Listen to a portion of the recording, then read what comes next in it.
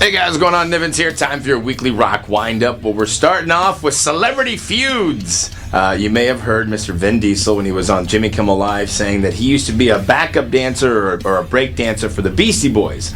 Well, Ad Rock, a.k.a. Adam Horovitz, was on Seth Meyers' show out to support his new movie that he's in with Ben Stiller, While We're Young. And Seth asked him, hey, is it true about Vin Diesel being a backup dancer? And Ad Rock said, no. It's not true.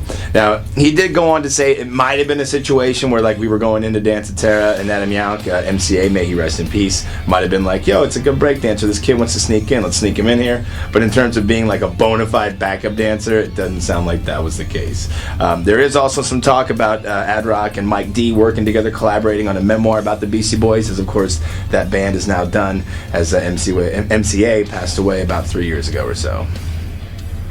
Well, what do you want to do with your life? I want to rock! At least one more time, Twisted Sister talking about going out for a farewell tour next year. It'll be 40 years for the Twisted Sister, and if you're wondering who's going to be on drums with the untimely passing of A.J. Pero, I believe that was last week, looks like they tapped Mike Portnoy. As soon as we get some dates, I would suspect they'll come through Kansas City. No word on that, though. As soon as we get some dates, I'll make sure to let you know. Well, speaking of untimely passings of rock gods, if you will, Oderus Urungus, as you may recall, passed away a year or two ago. Dave Brockie was the man inside of Oderus. It seems now that his father is suing the members of Gwar, claiming that they stole some of his artwork, his bass guitar, and his ashes and refused to give it back. He's suing them for a tune of $1 million. This is probably something that's going to unfold real nastily, so as more things develop, I'll make sure to keep you in the loop about it. And the final weekly rock wind-up story before we get into all the new music and memoirs and such.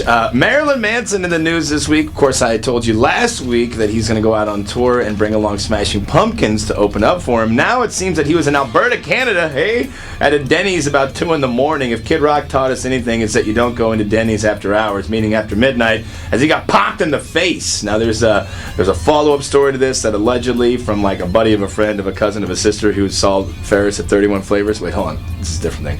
I guess Manson was hitting on a guy's girl and then tried to offer money to take her home, allegedly, and that's what caused him to get punched in the face. The Manson camp saying that they didn't talk to anybody. It was an unprovoked situation. So, again, as this thing continues to unfold, I'll keep you in the loop. And it was brought to my attention about the previous story about Manson that Kid Rock was at Waffle House, not at Denny's. Excuse me.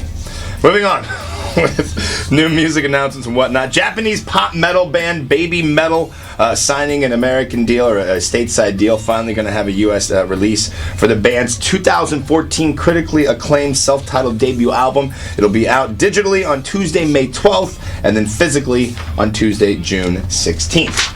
There's a Dio box set going to be released to commemorate the 5th anniversary of Ronnie James Dio's passing. Check out dioboxset.com. Pre-orders are happening now, and then the box set will ship at the end of May. This one's pretty cool.